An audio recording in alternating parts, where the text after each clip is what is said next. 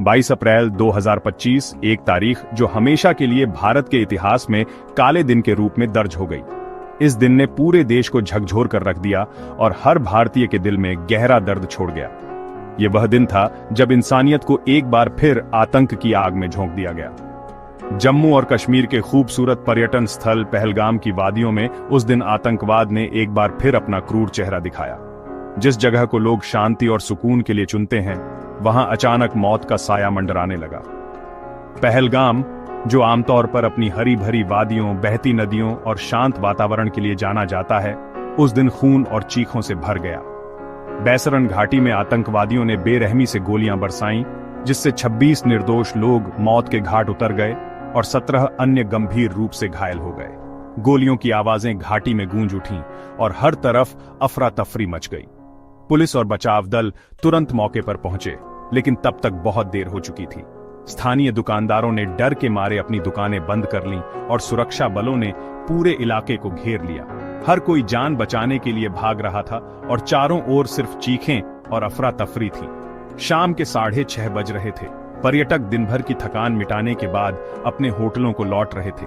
कुछ लोग अपने परिवार के साथ बाजार में घूम रहे थे, तो कुछ होटल के लॉबी में बैठकर चाय की चुस्कियां ले रहे थे।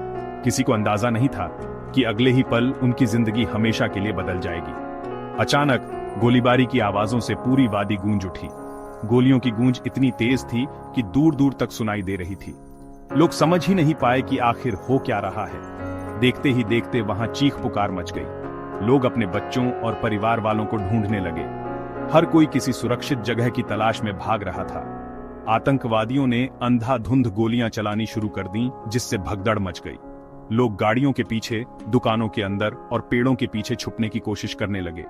यह हमला इतना अचानक और क्रूर था कि किसी को संभलने का मौका ही नहीं मिला। कई लोग अपने सामान और जरूरी चीजें वहीं छोड़कर भाग गए। पर्यटक जान बचाने के लिए इधर उधर भागने लगे। कुछ लोग जंगलों की ओर दौड़ पड़े, तो कुछ खुले मैदानों में छुपने की कोशिश करने लगे। लेकिन आतंकवादी बेरहमी से गोलियां बरसाते रहे। उनकी गोलियों की बौछार ने कई मासूम जिंदगियों को हमेशा के लिए छीन लिया। घटनास्थल पर ही 20 लोगों ने दम तोड़ दिया, जिनमें महिलाएं और बच्चे भी शामिल थे। कई परिवारों के सपने एक ही पल में टूट गए, जबकि 6 अन्य ने अस्पताल में इलाज के दौरान दम तोड़ दिया। अस्पतालों में अफरा तफरी का माहौल था और हर तरफ सिर्फ आंसू और दर्द था। घायलों को श्रीनगर और अन्य अस्पतालों में भर्ती कराया गया, जहां कईयों की हालत नाजुक बनी हुई है। डॉक्टर और नर्सें लगातार घायलों की जान बचाने की कोशिश कर रहे हैं, लेकिन कई परिवारों के लिए यह जख्म कभी नहीं भर पाएगा। हमलावर सेना की वर्दी में थे, जिससे शुरुआत में लोगों को लगा कि सेना उनकी रक्षा के लिए आई है। लेकिन जल्द ही उनका भ्रम टूट गया जब उन्होंने धर्म के आधार पर लोगों को निशाना बनाना शुरू कर दिया।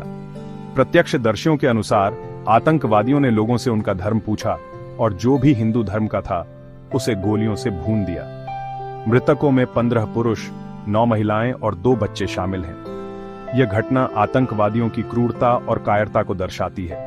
जो लोग धर्म के नाम पर नफरत फैलाते हैं और निर्दोष लोगों की जान लेते हैं, वे इंसानियत के दुश्मन हैं। इस कायराना हमले की जिम्मेदारी प्रतिबंधित आतंकवादी संगठन द रेजिस्टेंस फ्रंट यानी TRF ने ली है। TRF लश्कर-ए-तैयबा से जुड़ा हुआ है और पाकिस्तान में स्थित है। सुरक्षा एजेंसियों के अनुसार इस हमले का मास्टरमाइंड हाशिम मूसा नामक आतंकवादी है, जिसने पाकिस्तान में पैरा कमांडो की ट्रेनिंग ली है। माना जा रहा है कि मूसा 2 अन्य आतंकवादियों के साथ हाल ही में नियंत्रण रेखा पार करके भारत में घुसा था। इस हमले का मकसद कश्मीर में अशांति फैलाना और भारत सरकार पर दबाव बनाना है।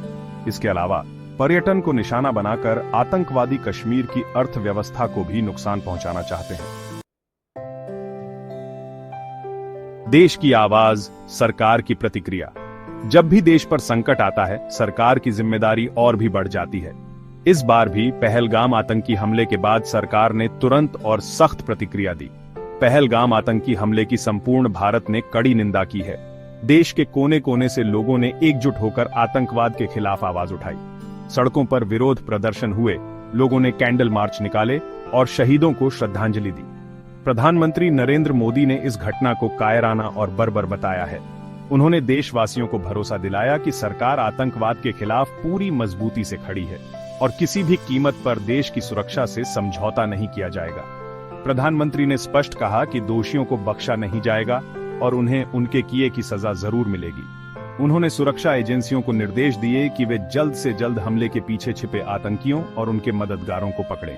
प्रधानमंत्री ने इस घटना के बाद कैबिनेट कमेटी ऑन सिक्योरिटी यानी सीसीएस की आपात बैठक बुलाई, जिसमें देश की सुरक्षा व्यवस्था की समीक्षा की गई। इस बैठक में कई अहम फैसले लिए गए, जिनका मकसद भविष्य में ऐसे हमलों को रोकना और देशवासियों की सुरक्षा सुनिश्चित करना है। भारत ने इस हमले के विरोध में पाकिस्तान के साथ सिंधु जल समझौते को रद्द कर दिया है। यह फैसला भारत की ओर से एक बड़ा और ऐतिहासिक कदम माना जा रहा है, जिससे पाकिस्तान पर दबाव बढ़ेगा। इसके अलावा भारत ने पाकिस्तान के साथ राजनयिक संबंधों को भी कमतर करने का फैसला किया है। भारतीय राजदूत को वापस बुला लिया गया है और पाकिस्तान के उच्चायुक्त को भी तलब किया गया है। दोनों देशों के बीच अटारी वाघा बॉर्डर को फिलहाल बंद कर दिया गया है और सभी व्यापारिक गतिविधियों पर रोक लगा दी गई है। सरकार ने साफ कर दिया है कि जब तक पाकिस्तान आतंकवाद के खिलाफ ठोस कदम नहीं उठाता, तब तक भारत का रुख सख्त ही रहेगा। दुनिया की निंदा, पाकिस्तान का दोहरा चरित्र। पहलगाम में हुए आतंकी हमले ने न सिर्फ भारत को बल्कि पूरी दुनिया को झकझोर कर रख दिया है। इस हमले की खबर फैलते ही अंतर्राष्ट्रीय मीडिया में हलचल मच गई और हर तरफ इसकी कड़ी निंदा होने लगी। पहलगाम आतंकी हमले की पूरी दुनिया ने निंदा की है। दुनिया भर के अखबारों, न्यूज चैनलों और सोशल मीडिया पर इस हमले की आलोचना की गई। आम लोगों से लेकर नेताओं तक हर किसी ने इस घटना को मानवता के खिलाफ बताया।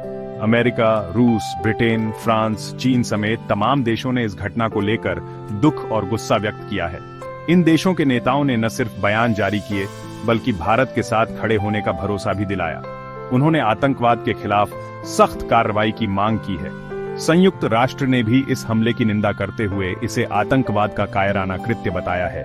संयुक्त राष्ट्र के प्रवक्ता ने कहा कि निर्दोष लोगों पर हमला किसी भी सूरत में स्वीकार्य नहीं है और ऐसे अपराधियों को सजा मिलनी चाहिए।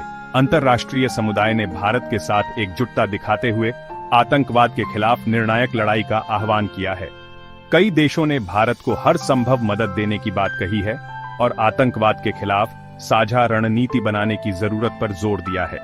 हालांकि पाकिस्तान ने एक बार फिर अपना दोहरा चरित्र दिखाया है। दुनिया के सामने शांति की बातें करने वाला पाकिस्तान पर्दे के पीछे अलग ही खेल खेलता नजर आया। पाकिस्तान ने इस घटना पर औपचारिक शोक तो व्यक्त किया है, लेकिन साथ ही कश्मीर को विवादित क्षेत्र बताकर अपनी नापाक हरकतों से बाज नहीं आया है। पाकिस्तान की बयानबाजी से साफ है कि वह आतंकवाद के खिलाफ सच्ची लड़ाई के बजाय अपने राजनीतिक एजेंडे को आगे बढ़ाने में लगा है। ऐसे में अंतर्राष्ट्रीय समुदाय को पाकिस्तान के इस दोहरे रवैये को पहचानना और उस पर सख्त रुख अपनाना बेहद जरूरी है।